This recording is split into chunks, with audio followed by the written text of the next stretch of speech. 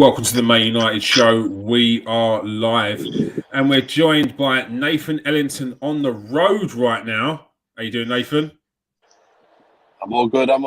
Just going to keep muting myself so you can't hear the background noise. But apart from that, I'm all good.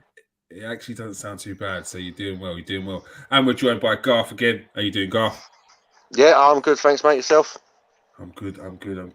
And we will be joined by Natalie as well in 10 minutes. So I'll wait until Natalie comes on so I can hear her views on the Manchester City game. But first and foremost, Man United are in a little bit of a dire situation, as you can say, to say the least. Sorry.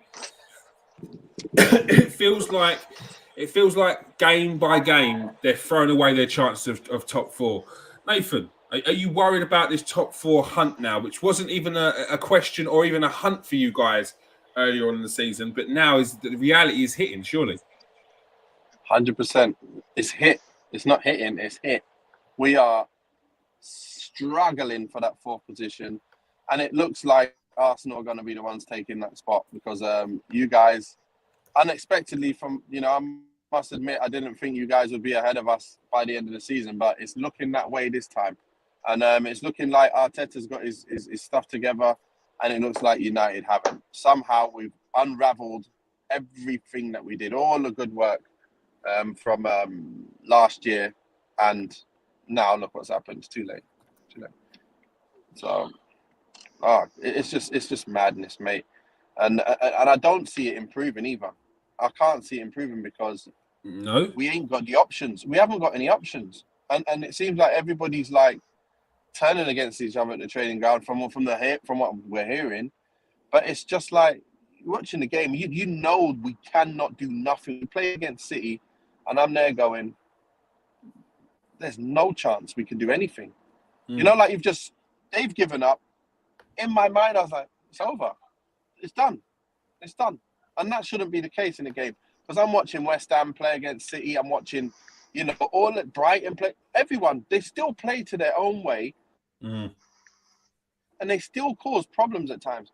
United, laid down, man. We didn't even try and get the ball back. How can you not be able to work together as a team and shut people down?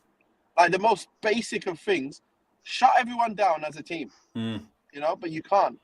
Obviously, we've got so many weak links. It's unbelievable. You start trying to press, we'll get 10-0'd. So, end of the day, I think players realize if we do try and go like that, we'll get whooped even more. So, let's just try and damage limitation. Yeah. Garth, Man United have got, of the four teams in the hunt for that top four race, I'd probably say Man United are probably at middle ground. They've got Tottenham on Saturday. It's a tough game, yeah. However, it's a 6-pointer. You take points off of them, they don't gain points. These are the games. These are the games you actually want in this running. Then you've got Leicester. They've been up and down this season. Everton away from home. At home, their record seems to be getting a little bit better under Frank Lampard. However, there's not too much change at Everton. They're rough. Norwich are down. Then you've got Arsenal. That's a massive game. You've got Brentford, who are also in a hole at the moment, and that's at home. You've got Brighton. They've dipped in form since the start of the season. Then you've got Chelsea, like I said before, a team in that top four, and then you've got Crystal Palace. Now, of those games, you're just shaking your head. You're like, yeah, mate. No, sorry, you were saying of those games. Of those games, where do you see yourself picking up points? And surely these games are winnable. Mate, the last time we spoke about this, there was 12 games left, and you asked me how many we needed to win to make Champions League. I said 9. Since then, we've played twice, and we've got 1 point. There is no guarantee. Well. Yeah, there's no guaranteed 3 points in any of those games, mate. You're talking about Premier League teams here. Brentford are a quality side. Norwich. You know what I mean? It's the only team out of all of them I can say guarantee we better win that. But mate, like Spurs, we beat Spurs at the weekend. They've still got 2 games in hand of us, and we're only 4 points above them. So, even if we do beat them, it's still in their own hands to make above us. Arsenal, they're a point above us with 3 games in hand. there's like if they win them 3 games, that's 10 points that we've got, 11 points that we've got to make up on them. With 10 games remaining. Chelsea, they're winning tonight 2-0 already. They're far and away gone from us. That'll be a 12-point deficit after tonight. Like I said to you a couple of months ago, mate, the only way we're making Champions League in my eyes is if we win the Champions League. Like, I don't see us picking up the points in our form at the moment. I just don't. We've got no fear factor. Teams come to Old Trafford expecting to get a result now. You know what I mean? So we're playing Man United anyway, expecting that, you know what, we can turn these over. So, yeah, none of them for me, mate. There's no guaranteed points there at all. And if you're talking about Champions League, I'll stick with it. Like, we've got 10 games left. We need 8 wins out in 10 games to guarantee Champions League football. And that still might not be enough with Arsenal. It really might not be enough. So. Nathan, do you see Man United getting them 8 wins? Nah, no chance. Can't see us doing much at all this year. I think our season's over, to be fair. I'm saying it early. It's over. We've just got to see what we can do for next season. Start preparing for next year now, because there's nothing there. Nothing there. There's nothing to even get excited about at the moment. Watching these games now, after last game, I felt really like, I don't even know the feeling. I was just like, the game's over.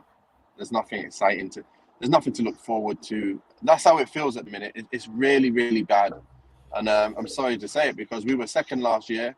We looked it was going to push on, and so many things have just not worked out the right way from so many different things. It's just totally feels like we need a whole new squad, a whole new makeover. Everybody needs out, and like there might be 2 or 3 that you would say can stay in this squad, and everyone else could say goodbye and move them on. So that's how bad I feel about this team. We're definitely not getting all 8 wins, whatever that is. But is it not more important, not necessarily bringing in a mass amount of players, more superstars? You've got a structure and a leader in a manager who knows himself and knows what he wants to and where he wants to take this team, surely. Well, you'd expect him to be, putting his imprint into the side a bit more, I'd say. I like what he's done with what I think what he can do with the team, he's done.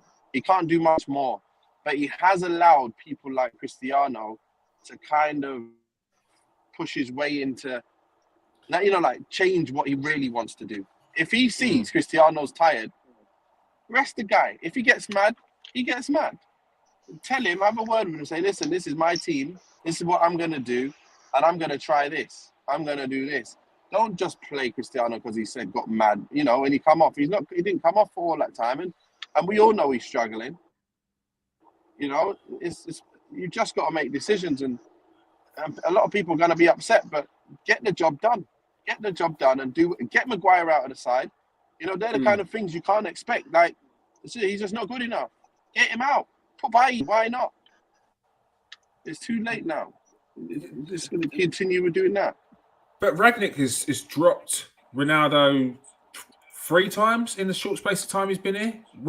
And Ole Gunnar Solskjaer dropped him once, and I think if he could take that back, he would have done because the backlash that he got. Yeah. Well, look, I feel like once when he threw his toys out the pram, he ended up playing every game, 90 minutes of every game, just because of that. He didn't even come off. And then he came off with like 1 minute to go. He's like, that's fine. But apart from that, and the last game, he didn't get dropped. He's actually injured. So I think he really came off early in one game. And all the rest, I don't know. So that's just one side of it. Then there's the Maguire situation. And that's really the only 2 things I think that he's looking at it from off the pitch perspective. Like, oh, that's not going to go down well. So I don't want to do that. I'm not going to strip him of the captain. Strip him. If he needs stripping, strip him. Simple as that. Every other team, remember when Hudson-Odoi came on and came off, started the game, came off 20 minutes. Listen, he's not doing what I want him to do. He's going to sit down. He's going to play next game, but he's not doing what I want him to do. So he come out of the team after 10 minutes, 20 minutes. That's what you do when your team's not doing what you want. How mad does Guardiola get when you look at his players winning games, battering teams, and he's going, you better do this. Like, come on. Yeah, but like I hear that. But Goff, Rangnick, do you think there's an element that he's trying to pick his battles? He's got one superstar ego in Cristiano Ronaldo, and then he's got Harry Maguire, who's the captain of Man United. Now, he's between a rock and a hard place now because he's got to get rid of a captain and upset the prima donna superstar. This guy is on a losing battle, hiding to nothing, surely. Yes and no. I agree with what you're saying. Yes, he is in between a rock and a hard place. Unfortunately, that's a manager's job, mate. You know, I mean, in my opinion, like to make these tough calls, to make these hard decisions. I think it's more. I don't know how much rope he's being given by the Man United board to do what he wants, if that makes sense. You know, like I don't know how free he's being allowed to make the decisions he wants to make, and I think it's more that because I don't know much about Rangnick, but from what I've read and what I've heard about him, I don't think he wouldn't make these decisions if he could make. Like I think he would strip Maguire if he could. With a new manager coming in. This is the other thing. His hands are tied as well by the fact that he's only there for another 10 games. That's the other thing. Is what I think the players are thinking. Like we don't need to impress him. They're not thinking forward though, because obviously he's going to be in the consultancy role for 2 years afterwards. Like, but you look at the suggestions he's made, and we haven't done any of them. He said we should sign either Hadira or Camara. We haven't. He said that we should replace Maguire, Wan-Bissaka, and Shaw. We've not even looked at it in January. You know what I mean? He said these things already. Like, yeah. And I wonder whether he's not being back, or he just hasn't yet, or he is trying to pick his battles and he's picking it wrong, to be quite honest with you. You know what I mean? I'm hoping it's just what I'm saying and not that he's trying to do a Solskjaer here and keep everyone happy all the time, because that was one of Solskjaer's biggest problems, I felt. But, yeah, it's a troubling position for him. There's no two ways about that. Like, if you've got the captain of your club having a go with your superstar, yeah, I know what you're saying. It's definitely a rock and a hard place, but that's where he gets paid the money to do. Yeah, that's where he gets paid the money to do. Very true. Let's go to a couple of comments now. Steven says, Man United have a squad full of players with the wrong attitudes, and it's going to be a long process. They have to let the next manager build the team, not sack him halfway through. They need to finish. Do you feel like that's what's happened with the likes of Louis van Gaal, Nathan? One you said was potentially sort of getting there, and even David Moyes to a certain extent. Yeah, I don't think David Moyes. I think he was going about it probably with the mindset of an underdog team. So he implemented his football style straight away. Didn't have any players to do wanted, but you could see that the boys are able to have 78, 80% of the game, you know. But people called it boring, but they don't understand. That's the first year he's gone and won the FA Cup. He's brought through young players, brought in Martial out of nowhere, and absolutely killing it with Rashford coming in the squad. Yeah, Van Gaal brought in Rashford. We killed it. Rooney was on his, towards the end of his thing, but he was still playing deeper role. We brought in Memphis, and he wasn't really getting there. But I could see a lot of improvement, a lot of progress. And then knowing that the next stage is he's going to bring in some more better players. He brought in Daley Blind, good player as well. So he made all of the right decisions for me. It's just people were too impatient, wanting to see him do a whole load with, when you know that when Fergie left, he left with the team where there was nothing left of them. He knew that was the last year they were going to win the league, and there was nothing left of them. And we need to make that then changes again. He's doing a great job, and man, it's madness, isn't it? Now that they go and get Jose straight away, and with all them players that he brought in, he didn't want them players. So he's then building a new squad. And that's what's happening. Exactly what they're saying. He's building a new squad, and then so he gets sacked. Then he's got to build a new squad. Then now Solskjaer's got sacked, and now he's got to build a new squad. Everyone's got to build a new squad, and they're getting sacked very quickly. And you're thinking about Ole this year. He has been sacked. He has come to the end of what he can do, but that's now we have to really go right back to the beginning. If Ten Hag's going to come in, make sure he's a long-term candidate, because we know what he's been doing in the past now. We know what he can do with young players, spotting talents. Let's get that going, and let's give him 5 years. Let's give him 5 years. Let's not even worry about let's get in the Champions League next year to get thrown out, smashed to pieces. Who cares? we've got to start. We've got to start right. Start again and not care about anything, and then try and build our way back into them levels. Otherwise,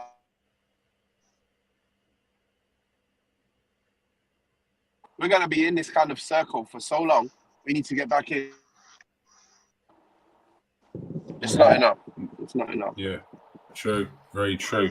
Garth is another one. You defend from the front. It's not all on Maguire. Maybe Bruno, Ronnie, and Sancho did more. We would put lots less pressure on him. I'm not sure anyone mentioned Maguire tonight, but go for it. What's your thoughts on that? Look, I've said for a while now, Maguire is a better player than what we're seeing, but he is not Man United's main centre-back quality. I'm sorry. And you can blame everyone else on the pitch for it all you want, but in my mind, it comes back to his defaults, his deficiencies in the game. Yes, I mean, Bruno does track around, to be fair. I mean, so Sancho's always running back. Yeah, we've got to defend. Sancho's been playing in Germany, so I don't really buy into the fact that Sancho's not tracking back. From what I've seen, you won't get away with it at Dortmund. No way. Yeah, no way. We have been pressing from the front. We're just not good at it. That's the problem. You know what I mean? And it just comes back to Maguire's deficiency. Look, he's not an awful player. I keep saying that he's not, but he is not a top 4 main centre back. Not from what we've seen over the last 2 years. He's not. You can say that it's like other people on the pitch, yeah, fair enough. But then surely he's got to have a few good games in a row just by accident, and he hasn't performed in a couple of years now. So, yes, look, it's not all his fault. It isn't. Man United as a team can't defend. As a whole team, we can't defend very well at the moment. But he doesn't make it any easier back there. And like I said on the last show, he is very prone to a mistake for a centre back of that level, of that calibre. He's very prone to an unforced error. So, and you can't have that as your main centre back, I think, anyway. Yeah. Look, when you spend that money and you go all out, you can talk to me about how no one's paid. No one he didn't put his own price tag on. No, of course. No, but it doesn't matter. Like when Man United are paying for that level of player, then they should be making sure they're getting that level of player. Okay, you can blame it on the player. You can blame it on Man. It's down to Man United. Man United made the wrong choice in paying 80 million for Maguire. You can put it that way if you want. Like if you want to put it in a different way, which is a little less sort of invasive on Harry Maguire's character or the way he plays, then we'll put it on Man United. Man United should not have spent 80 million on Harry Maguire because he's not an 80 million pound defender. Because when you pay 80 million for any player, then you expect the best. If you're paying 80 million pound for a goal scorer, you better believe he scores 30 goals a season without doing anything else. That's bottom level. And the same goes for a defender. Yeah. If you're paying 80 million pounds for a defender, that defender has to make 1-2 mistakes a season. It paid 70 million for Van Dijk. He makes one mistake in 4 seasons, and we're like, whoa, mind blown. Exactly. So why is that same level not held with Maguire? Go on. Here's the thing. Everyone's, totally right, but we're never just saying it's Maguire. Look, Cristiano, he can't lead from the front in terms of pressing because he's a bit too old, yeah? He's a bit on the older side now. So we're losing that intensity up there. Then you go to the midfield where Pogba ain't got the legs to rat around like we want to see him rat around. He's a different type of player. Then you've got Fred and McTominay who are not got the quality to actually play them balls through. Then you go back and you've got Maguire who obviously can't defend one-on-one and can get rid of anyone one-on-one, which we've seen all season. So all season, we're seeing every team able to rag our defence, rag our defenders. Whether that's Maguire or Lindelof, they're getting ragged. And it's Maguire much more because he's now having to push up a bit more and we're having to play a different way of football. So that's just the reality of it. It's problems everywhere. We haven't got fullbacks that cross enough balls with quality in. We haven't got so many things that is killing us in every department. And loads of them are knock-on effects from the other as well. You know what I mean? So it's a whole... we got to get the whole picture right. We ain't got enough to do it at the moment. Yeah, and I just want to get onto this one, yeah? We were asked the question, Paul. Like, the question was asked. Yeah? And another thing, yeah. I mentioned Aaron Wan-Bissaka and how he can't get forward, and people were moaning how I was moaning about how his deficiencies going forward and crossing. I mentioned that Shaw is inconsistent and you need to go and get a consistent left back, and people moan about how I'm moaning about Shaw. Yeah, these are players for Man United football team. If you can't expect people to uphold the standards of that team, then you don't listen. Like, come on. Seriously. What are you talking about? Moan about Ronaldo. It feels like you only want us to moan about Ronaldo. Like, wow. Next one. What we got? Steve says it's got to get worse before it gets better, and the fans have to be patient and not overreact. It's going to take 2 or 3 years of selling players and bringing in players, and it can't be rushed. Natalie, how do you think Man United need to make sure they go about this next process of bringing in players, and not just any players, not just the big names that they were trying to go for before, but the right players?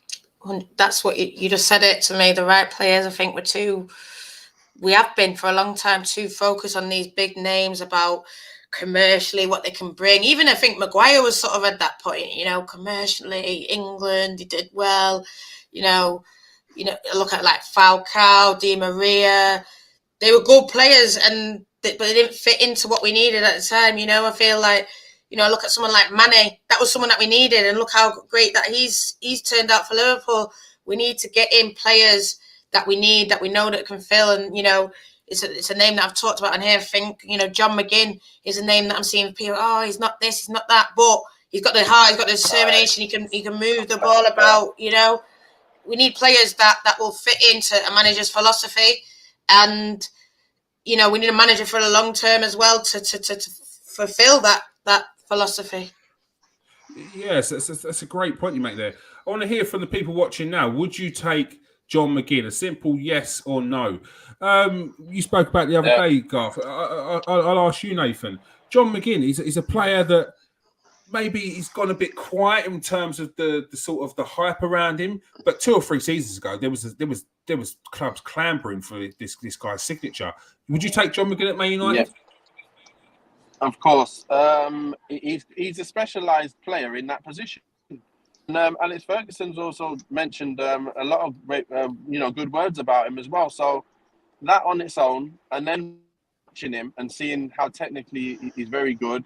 And again, when you're able to master that position, that's all we need. We really just need someone who's going to be a workhorse with good technical ability to be able to do that job. Just that job. You don't need anything else. Don't need to go and do any other jobs. Do that specialized job in that position and get players for each position that can do those things. So yeah, John McGinn, definitely someone who I like. And I don't care if he's not a big name in terms of, world-class names at big clubs. That's the players we don't want no more. We need to have engines. We need to have engines getting about the pitch everywhere. So that once we can do that, I think we're going to see a much better team. Because every team has it. Look at Liverpool. Look at their midfield. Most of them are just engines. Like, you've got Milner still playing. He's an engine. He's just running around everywhere. You've got Henderson running everywhere. Like, that's what they do. They just chase. Their fullbacks are ridiculous. Robertson's up and down like a madman. Because that's high energy. We ain't got that. You can see Shaw plays within himself. If he gets a little bit tired, you can see he doesn't want to make them runs anymore. Robertson, up, down, up, down. He's ridiculous. So that's what we need. We need that. And we need, more players like that, like McGinn. All right, Garth, John McGinn, and we'll get on to Bobby MUFC. We'll get on to your point in a second. I love John McGinn, but I'd like to answer that one because that's what I'm saying about Man United at the moment is we can't afford to go and get a Rice or Bellingham when we need 6 or 7 players. We'll go to that one now. But Bobby MUFC, two quality players over Garth. You got other thoughts on this one? Well, I mean, I'd love Rice and Bellingham. I'd love both of them. But you're talking 240 mil for the pair, and we need 6 or 7 players. That's what we've all just been saying. So I think you've got to look away from these massive names for the next couple of years. Personally, like it does depend. Like I said to you privately, it depends if we can sell a few players off. get some capital together, then yeah. But if past seasons, Man United usually got about 120 to 150 in the market, ain't they? That's usually what we've got. And you're talking about, say we get the 150, Rice is 120 mil in either. They're asking for Bellingham 115. You're talking about 4/5 of our transfer budget on one player, when in my mind, we need a left back, a centre back, a defensive midfielder, an attacking midfielder, because we're losing Lingard and Mata in the summer, possibly another winger and another striker all day. That's 6 players we need. No, McGinn for me is a much more suitable option for the next couple of years. Look, listen, of course, I want Rice. I want Rice badly. I think Declan Rice fits into Man United perfectly for what we need. But at 120 mil, I think that's a little bit rich for our blood at the moment, to be quite honest with you. So, yeah. So, no, Bobby, it's a fair point, because there's a lot of people that would turn around and say that that Man United need to go and get Rice, and as Garth's saying there, that he's a very tidy player. And I think a lot of Man United fans would think, no, go and get Declan Rice. But where do you go after that? Do Man United need a Declan Rice and then the job's done? Or do Man United need to go and get 3 or 4 players? Natalie, where else do you think Man United need to strengthen? Yeah, well, like we're saying, centre-back, full-backs, midfield, number 6, defensive midfield, maybe another winger on the other side. Forwards, definitely forwards, So, yeah, you're looking at a whole team, really, But then we are looking at a lot of players leaving. You look at Cavani leaving. I'm not sure about Ronaldo. Well, he signed a 2-year deal, Ronaldo, but he's older player. You're looking at Pogba leaving, some of the centre-backs leaving, maybe Bright, I don't know, I can't see all 4 of the full-backs staying. See, Dalot's now unhappy or whatever. I don't, but we need an upgrade on those kind of areas. So yeah, we need just people who are going to be willing. I mean, I've seen Anthony saying the Man United midfield jogs, and yeah, it's unacceptable. I mean, something that Nathan said before about, we just need someone to come in and do the job at that point and not, flashy. I mean, I don't know if a lot of people, and I love this guy, Scott McTominay, I love him. Yes, he is sort of that limited player, but I think he just does come in and just does that job, and will fight for the shirt. I mean, I loved his performance against Leeds. Obviously, City, no one really matched up to it, but he says we were trying all these balls in and around the box when you just need a 5-yard pass, and I don't disagree with him. You just keep it simple, and the rest works out for you. Look at Man City, the way they just pass the ball, pass it. It's in your back of your net, but it's just passing it simple. It's not flicks, it's not tricks. It's just direct passing. Take too many touches. Yeah, it's a one touch, pass the ball. Not even one touch. Move the ball quickly, and you score goals. It's not hard. It's something that we've watched for a long time. I feel like you'll be a good coach, Natalie. Yeah. You sound like my old coaches. Yeah. The ball moves faster than the players. Faster than the players. But that's exactly it's what I noticed against Man City. As I was saying, is we were so much worse than them in exactly them moments. I was saying about getting the ball out from tight spaces with quick one-touch passes. We're awful. Yeah. We're so bad. That's it, though, isn't it, Garth? When you do think about it, the minute we get pressed, we give the ball away. Man United. How can we give the ball away that easily? And you look at the stats and you're like, oh my goodness me, this is Man United, and we got that kind of stats. Couldn't believe I saw 92% in the last 15 minutes. No, don't yet. Last 15 minutes. Unreal. But they're giving up. They're giving up. Yeah. How come the other teams don't get that kind of stuff? It's not something you expect in a derby, giving up. But not even like championship teams playing them are going to get them kind of possession ratings. I don't get it, man. I just don't get what's going on at United. Nobody popping the ball one touch, like playing the way you're facing so you can pop it quick. I just don't understand. It just doesn't make sense to me. Like, even if you haven't got a coach saying anything, the players are at such a high level, like naturally, that they should be naturally doing these things. You play 5-a-side, you naturally do that stuff. How can you not? That's just not football. That's what you get when you go to the non-league. You see players holding on to it going, mate, you're a good player, but like, listen, move the ball quick. Like, move the ball quick and you open them up quick, easy.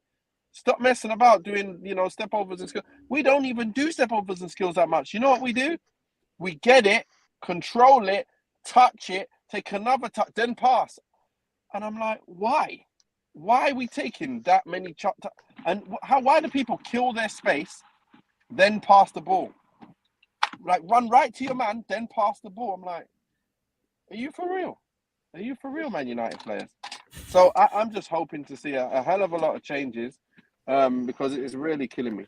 It's killing me watching this team now. I'm really upset.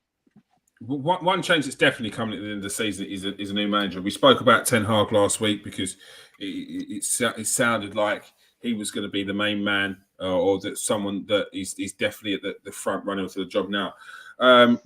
We saw PSG capitulate after a 2-0 aggregate lead against Real Madrid last night. Mauricio Pochettino is a lot of fans of his.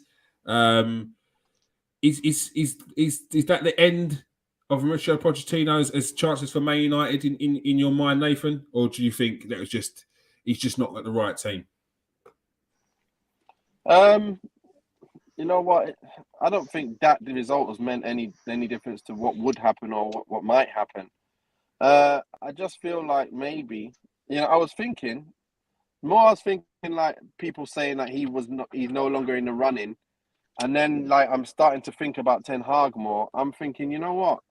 He might be the type of manager that we need, because he's going to be more long-term thinking. He's going to come here. He's going to settle down. He's going to be looking to change all the structure of everything into something that he's already been doing, reproducing that. And so I think maybe he's a longer-term prospect in my mind. Mm-hmm. But as for Pochettino, obviously, if he comes in, I won't be disappointed, because I know he's going to get the team playing good football. But it's just, to be fair, I don't mind which one comes in of those two. Now I'm edging towards Ten Hag for some reason, just because my mind was thinking he's not going to be available now anyway. And now it's like, right, thinking about all of the possibilities with Ten Hag and bringing in his, that Brazilian player that we were talking about the other day. Oh my gosh, what a player he is. Yeah. Yeah, oh, yeah. There's probably a reason why you're like, I don't know why, but for some reason, I'm edging towards Ten Hag now. It's like you're looking at Ryan Gravenberch, you're looking at Anthony, you're looking at all the youngsters they've got, their quality youth team. Mate, if I was an Ajax player, I wouldn't come anywhere near us. That's what we did to Van der Beek, mate. You know what I mean? So I wouldn't come anywhere near us right now. Natalie, with what's going on at Chelsea, do you think Man United should be contemplating grabbing Thomas Tuchel? You're muted.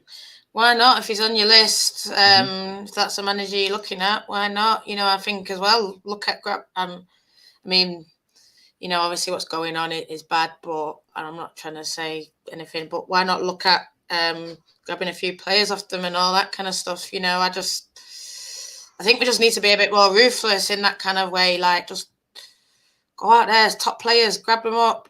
If you want someone like Thomas Tuchel, look what he did when he came into Chelsea, won the Champions League straight away. That's kind of CV that you want. Done good at PSG, done good at Dortmund. Yeah. Mm-hmm. If we want to build it around him and we like what he's doing, go get him. Yeah, he wasn't available before, but put the feelers out. If he wants it, get him. Yeah, true, very true. Garth, what traits do you think Thomas Tuchel will be good for Man United if he was to be one of the choices as manager? Personally, I'm not the biggest fan of Tuchel, and I don't think we can. Yeah, I don't think we can get him because of the sanctions. Like, Chelsea can't sell players or managers because obviously a fee would be involved, which would then be money towards Chelsea. So, but surely there'd be a breaching contract from their side, wouldn't there? If he wants to leave his contract and become a free agent, that's a different matter entirely, obviously. But to go directly to Chelsea and try and take any of their players or manager, it's just not going to happen.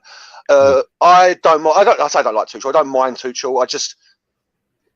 Any Chelsea manager for me, you've got that squad. You know what I mean? Like, you've got that money, you've got that squad. Like, if you're decent. He's decent. And yeah, I'd take anyone at the moment, to be quite honest with you. You know, I'll take any manager who's going to come in, like Nathan saying, and stay for a few years and build a team. So yeah, I'll take Tuchel, Pochettino, I'll take Allardyce, mate. I'll take anyone right now. You know what I mean? So, but my personal favourite's Poch. Still Poch, to be fair. No, not Allardyce. Not Allardyce.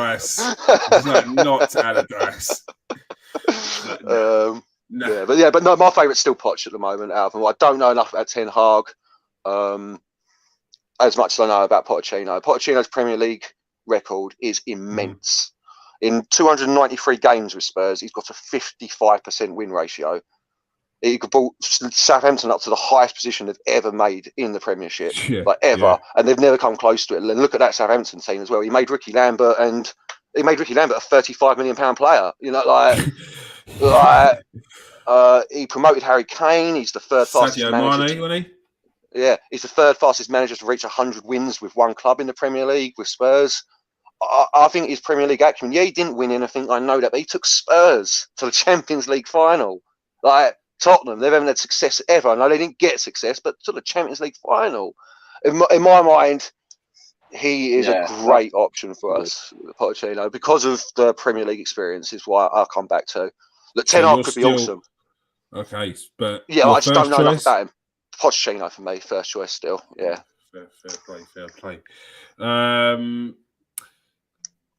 So this is all paper talk, but I've got to ask this question. Yeah, Man United have been linked with Robert Lewandowski. For me, it seems like a crazy move, considering you've got two of the oldest strikers in the league currently up front. Is this a direction Man United need to be going down with Robert Lewandowski, Nathan? It's a direction they'll never get done ever, even if they wanted to.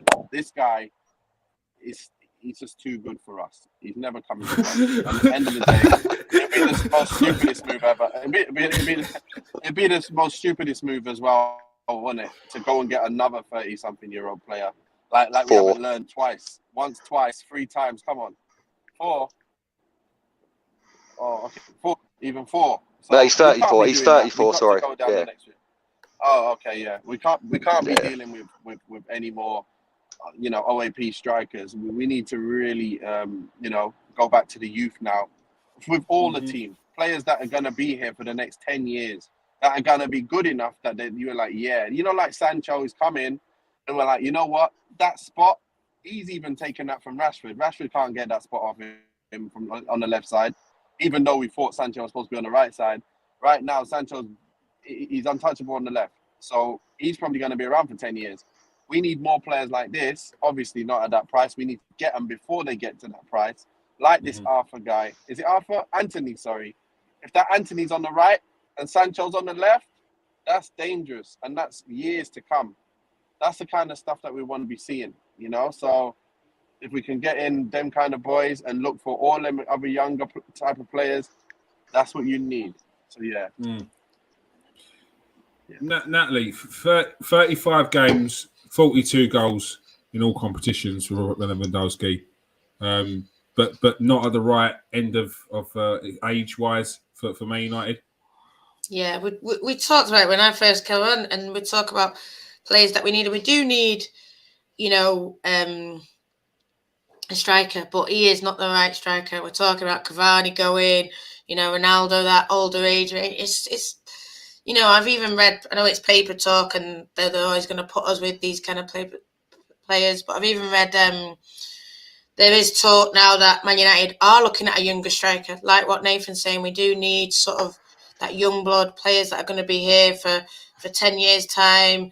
I want to see as well maybe some of our younger ones, Ahmad coming through. I think he's doing really well up in Rangers, and, I want to see him giving more chances. Obviously we've seen with Elanga, what's he doing, and I think Rashford can get back to his best, and seeing comments saying he's destroyed him, but no, I think Rashford can potentially come back. Whether he will or not, I don't know, but he needs to get his head in the game a bit more. and stop blaming other people and you know, get back to his best, because he's not been at his best for a while. But you know, I do want to see Sancho, Rashford, and you know, if you get Ahmad or someone else, you know, that'll be good. But you know, Lewandowski, all that kind of thing, we haven't learned if we've got someone like him. And you know, it'll just show what we're about. We're just about, you know, yeah, you'll sell all the shirts and all this, but he won't, you know, get us to where we want to be. And it's going to be a long time. I heard when I came in, Garth was talking about, you know, people need to be ready, prepared, patient. You know, we're building it around young players. You know, we're not going to be in Champions League. It's about taking time, getting up to where we want to be, and then having it. But if it gets harder before it gets better, then we need to be ready for it. It's like a spring clean. It gets messier before it gets cleaner. 100%. Paul's saying that Rangnick, he feels that Rangnick has destroyed Rashford. Garth, do you think that's the case, or do you think it's just a dip in form? Yeah, I've got pure faith Rashford will come back. He's only 24. I don't think Rangnick's destroyed him. He was on his way down. Like, his form's been dipping long before Rangnick turned up. Like, it's been far more apparent now because obviously he's not settling into the system. But since his injury, obviously come back in October, didn't like so, mate. No, in my mind. Oh, Rashford's just in poor form at the moment, like real poor form, real poor form. Well, I don't really understand what Rangnick would have done that's caused him to drop this far. You know, I mean, apart from a different play style, but even then, Rashford's a baller. I think he's got the weight of the world on his shoulder. I said this 4 months ago. I think after the Euros, we lost the Europa League Cup final on the penalties, lost the Euros on penalties, which he missed. You know, he's been carrying Man United for a couple of years as our main striker at 22. Like, I know we've had, but I don't know. I wouldn't go that far. I think he's having trouble to adapt to his system. But no, I never really think any manager ruins a player, do they? Unless it's Mourinho, actually. That's a lie. Mourinho loves to do it. So, but no, I don't think so, no. Nathan, can a manager ruin a player? Yeah, he can. Obviously, if he's playing him out of position, that's more going to ruin a player. Or not playing him, that's ruining a player. But when you're on the pitch, that's down to you to go and do stuff. And I think he'd be best hanging off the last man, just getting behind all day. Forget about getting on the wing and taking players on. I don't think he's particularly good at that anyway. I've never seen him consistently rag players with the ball like Mane and Salah does. He really is off the last man and get his goals. Get through one-on-one and quickly just get a shot off. That's his game. And I think it'll be best up front. And what's happened here? Yeah, so he'll be best up front. Help! One sec, guys. Go on, carry on. Go on, Garth. Mm-hmm. Yeah, no, I see Paul saying it's destroyed his confidence. I could go that far. I can agree with that much. He's destroyed his confidence, maybe playing him out of position. But I don't think he's ruined a player. I don't think he's ruined Rashford, personally. Sorry, Nate's back now, isn't he? What? No, I don't think he's ruined. Yeah, I don't think he's ruined him. Yeah, he plays at his age and his ability. He should be able to learn a new system. You know what I mean? You would have thought. But, yeah. All right. So you've got a big game coming up on Saturday against Tottenham. Conte. Some people in the comment section saying Man United should have got Conte. This is really a chance to see what he's worth come Saturday. Natalie, is this a game you're worried about? Is this a game you feel like, come on, Man United, pull it together? We have to win this one, because if we lose this one, top four ain't happening. Well, yeah, pull it together, get your act together, lads. Do you want to play for this club? Do you want to, even if you know that you're going, still put in, you're playing for a big club, play for the badge, do what you need to do, pull it together. And in terms of us getting Conte, never saw it, mate. You heard the way he's been speaking about maybe I should retire. There's no way. I'd love him. I'd love that kind of honesty. This club isn't going away, but we're never going to see it. We had a glimpse of that sort of. I know people say this and that about him being toxic. We had a glimpse of it under Jose, sort of saying, my ambitions don't match the club, and when I come to Man United, I expected certain things, but they're never going to go down that path again. They tried it, and it's not going to happen. So people can sit here saying, "Oh, Conte," but you won't be getting someone like that at Man United, unfortunately. Yeah, I know what you mean. It doesn't seem like it was ever a fault in the United board's head, and it seems like it's only really the fans that were wanting to go that way. Nathan, big game against Tottenham come Saturday. What's your thoughts on the game? I think we can get back into, you know what's weird? That look, they're now in a bit of form. They've gone and won a couple of games, looking good. You know, recently beaten City as well. And then you're sitting there thinking United are just on their backs at the minute. And it does look like we need something to happen to change this team. Like, but I'm thinking, like, are we going to be one of that, get a result where we think we won't? Because that's what happens at this time. Oh my gosh. We're so down, but they're on it, and they're going to probably beat us. And then we go and win. So I'm thinking like that. But then I'm thinking, really? Are we actually going to win? If we put the effort in, we stand a chance of beating them. Because if I think we go toe-to-toe with them, we're better than them still. But here's the thing. We need to put the effort in. Like, the effort is missing. I can't believe players like Rashford and Lingard come on. They didn't even run around. Like, they actually didn't even shut down at any intensity whatsoever. They just jogged everywhere. And that's like, and you're thinking, what's going on here? You know, you're when you come on off the bench and you haven't been playing well, and you're not in the squad because you've gone on loan to West Ham and come back and you want to impress, the one thing you do is press like mad. You're only on for 20 minutes. Go and press like mad. Go and win the ball. Go get a challenge. Win the ball. Kick it out. And get the fans back on your side. And you know you get confidence from that. You get confidence from shutting someone down and blocking them, kicking the ball up the line. Something stupid and small as that can change and catapult you into playing a nice one-touch ball off to someone. And then the next minute, you're like, I've just knocked the ball out. I've just played a one-touch ball there. That's now a bit more confidence. And then you get back into the swing of things. We need to be doing that on Saturday. To win this game, everybody needs to say, you know what? Whatever happens, everyone's going 100%. And if you're not, everyone's going to shout at you. Everyone's going to get on your back. And Rangnick will take you off if you, at halftime, even 30 minutes in, if he sees you're not working out, get off. Get off. Go get another youth player. Might as well get a youth player. Get Dylan Levitt in or get anybody in if you're not going to be putting in the hard work. Forget bad performance. You can get forgiven for performance levels, but work rate levels you can't get forgiven. Simple as there's no excuse. So very, yeah, very true. I'm kind of looking. I'm kind of mixed in what's going to happen this Saturday. I have no idea in my mind. I've got no kind of swaying. I just feel like we're on our backs. We could get battered, but then we could surprise everyone and just be back on it. I don't know. I really don't know.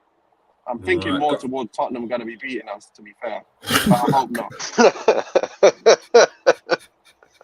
I was trying to cut it off there, just at the point where you said you feel like you're going to win, and he's like, "I feel like Tottenham will beat us."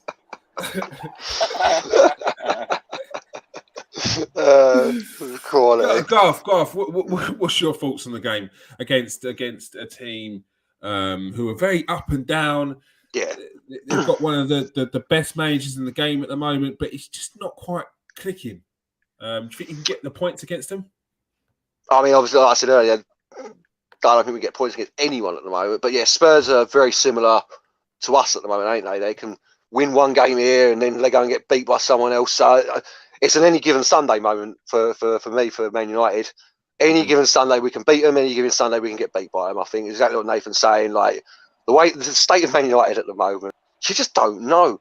Because on any given Sunday, if Rashford, Sancho, Ronaldo all turn up, Fernandes, like the whole team turns up, then you steamroll them, obviously. You know, but if we've got what I saw against Man City, where players are walking and not tracking back and not following their man, and 8% possession in the last 15 minutes, then yeah, we're going to get absolutely tonked, ain't we? Because Harry Kane's seems to have just suddenly found a peak of form out of nowhere, because he's been doing too well for half the season. He's looking phenomenal at the moment. So, but it's like where you sulk, you're sulking, and you sulk for so long that you forget why you're sulking, and you think, do you know what? I might as well just crack on. I might as well just get on with it. And that's where he's at now. But it's at the business end of the season where it actually matters now, and. Yeah, he could be the man that takes him into that top 4.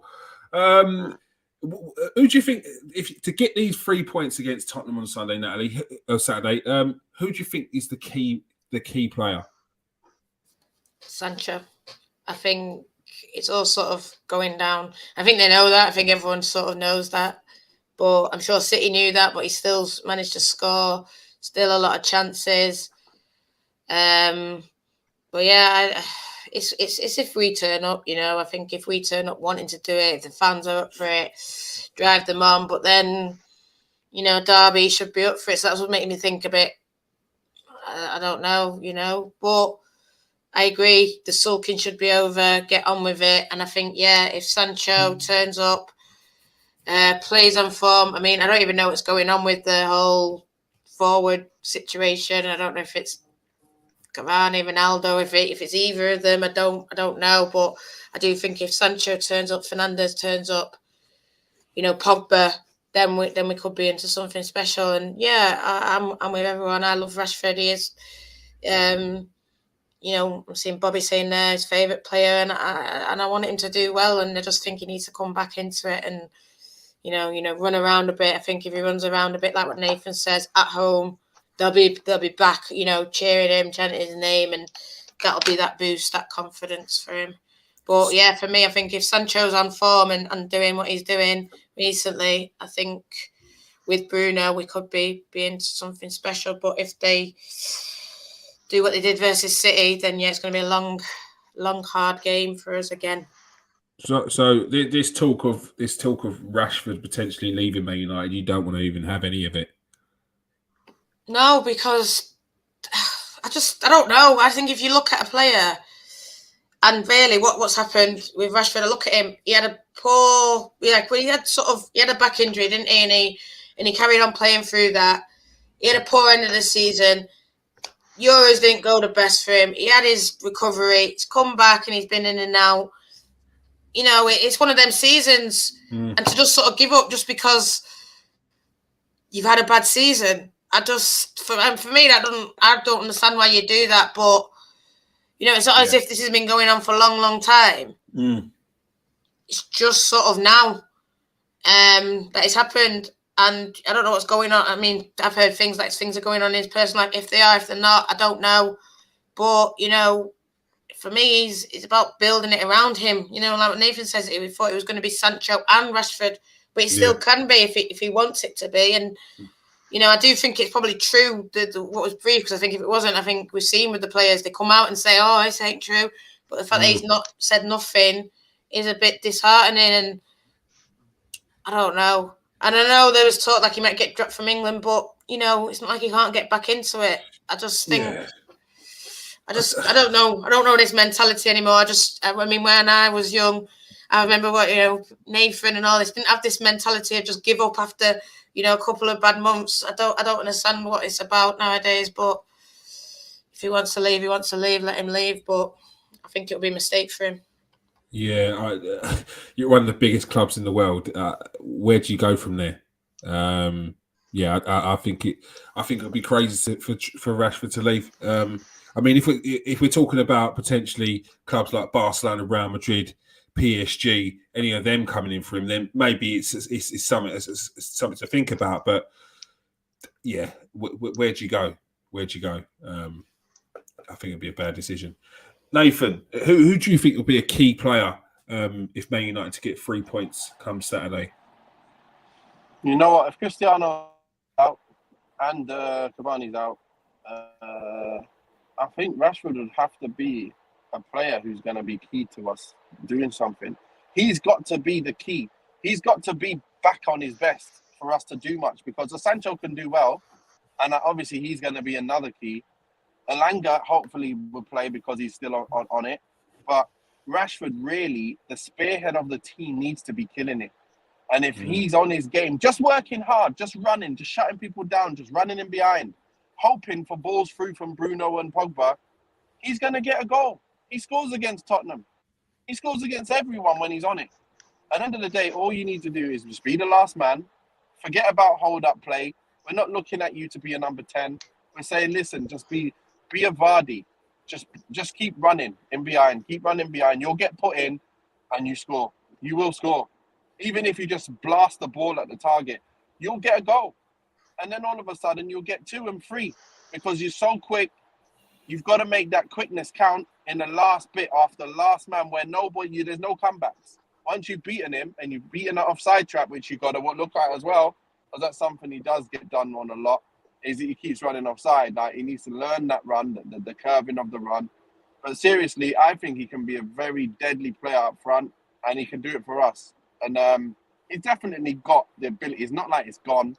He's just really, really low on confidence. And I'd like him to be, like Maguire is playing really bad, but then he's still playing. Well, why not Rashford? Put him up front now and play him while he's playing really bad. He'll come back. Play him. He's someone who definitely got enough more and who can do the job. Let's get him in that side. Let's get him minutes. Because I can't see anyone else. There's no one else going to be more potential than him on the pitch. Potential. So now make it a reality, Rashford. Get it back. He deserves it. Has been doing it for many years for us. He's going through a really bad patch. If anyone deserves a longer time to get back in it, it's him for me. Very, very true. Very true. Garth, who's your key player to get the 3 points against Tottenham come Saturday at 5:30? I was going to say Ronaldo because we need that strike, or Rashford, we need that goals. But I swear to God, if we see that false 9, then that's going on silence, and I'm watching the cricket in the background. But I mean, because I ain't going through that again. I ain't having Pogba play as a forward. Oh, that was poor. Yeah. To be fair, poor. Yeah. To be fair, both of Natalie and Nathan said what I would agree. One of our strikers, basically, Elanga, Sancho, Rashford, Ronaldo. Someone has got to take this game with a scruff of the neck up top and put the ball in the onion bag, basically. So, excuse me. I will, if Ronaldo ain't playing, Rashford or Sancho. It really is. It has to be one of them up there. You know, I mean, if Ronaldo and Cavani ain't playing, then yeah. Is there any room for Mata play him? He can protect the defence and score goals and create. He's a player that seems to have just been completely dismissed, and even under the new manager. I presume there's a bit of a troll with the defence because he never defended. Did he? That's always his biggest problem. So yeah, I love Mata, mate. I've always loved Mata, and him not playing is weird. The way we've just let him rot on the bench for 2 years. Yeah, for 2 years straight as well. Not played. Yeah, 30 to 33, ain't played. And I'm a bit like, why? Not fair. Again, another, because he's a great player. He's a great player, man. And that's another one we're losing in the summer. Another one we'll miss as well. That's why, like, these players, you don't realise you miss them until they're gone. Like on the training ground, improving other players. His experience. He's a World Cup winner. You know, like he's won it all, literally, ain't he? Did he win? No, apart from the Champions League, maybe he's won everything available to him. So. Yeah, I'd like Matt, but yeah, he ain't defending, obviously. He won the Champions League? I want to say he won the Champions League. Did he win the Champions League with Chelsea? No, when did Chelsea win? 2012. He might have won it. Yeah, 2012 he did. Yeah, he did. Yeah, he did. He's won everything. He's won everything. Literally everything he could possibly win in the game, I think. So, yeah. Nathan, do you hope that Mata could have a say in Man United's rise to the top 4 this season with the remaining games left? I think so. I think so. He's got ability to score goals, ability to set up goals, ability to keep the ball under pressure. That's one thing Bruno doesn't do, keep the ball under pressure.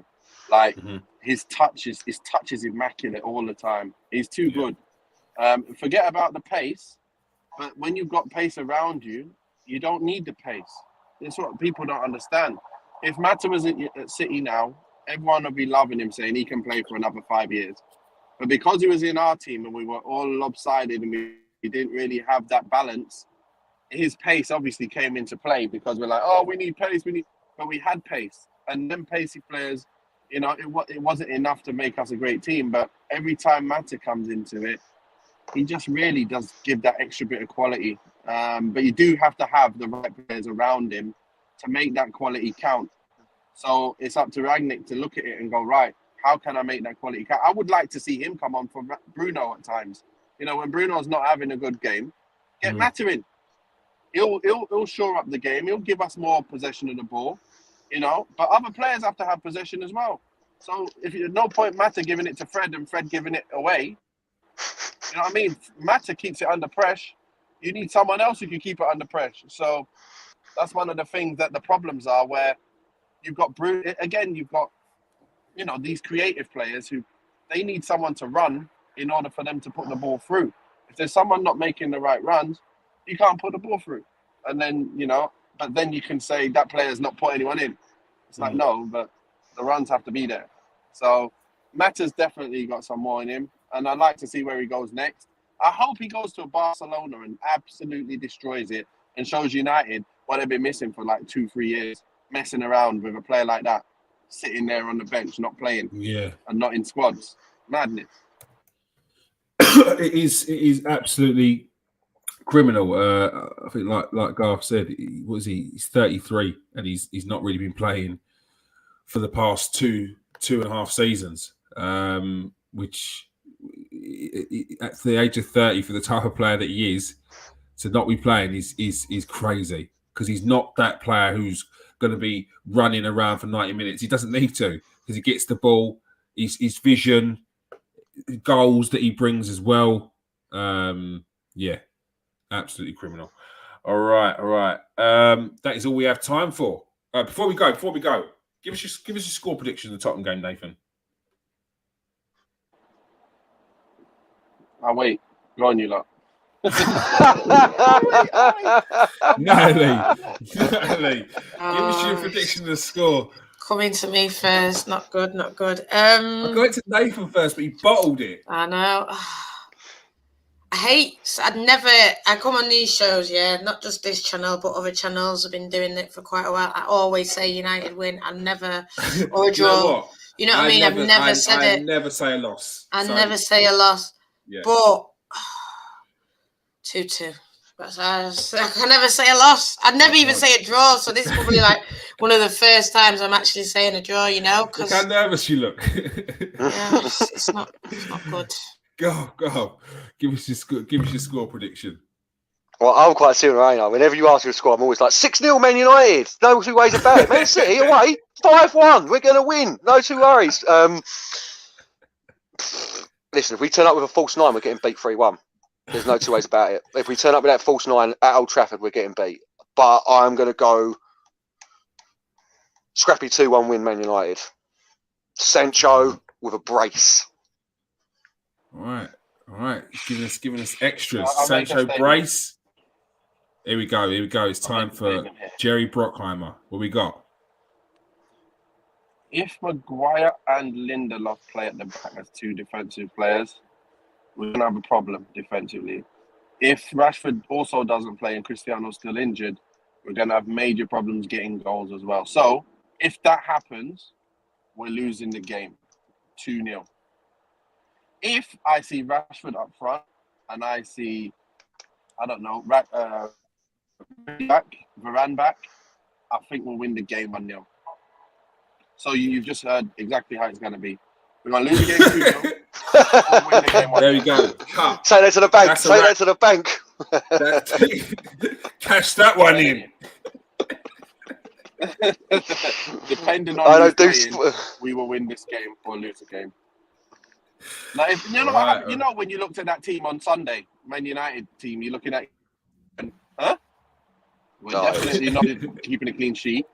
No. And then you look up front and you go, huh? You're never gonna stretch them. We're not gonna stretch them with them up front. Bruno up there, Pogba. What's going on? Who's playing where? What's going on? We ain't got enough players to stretch them. It's not gonna happen. We're not gonna get many goals. And what happens? It's tanked. Absolutely tanked.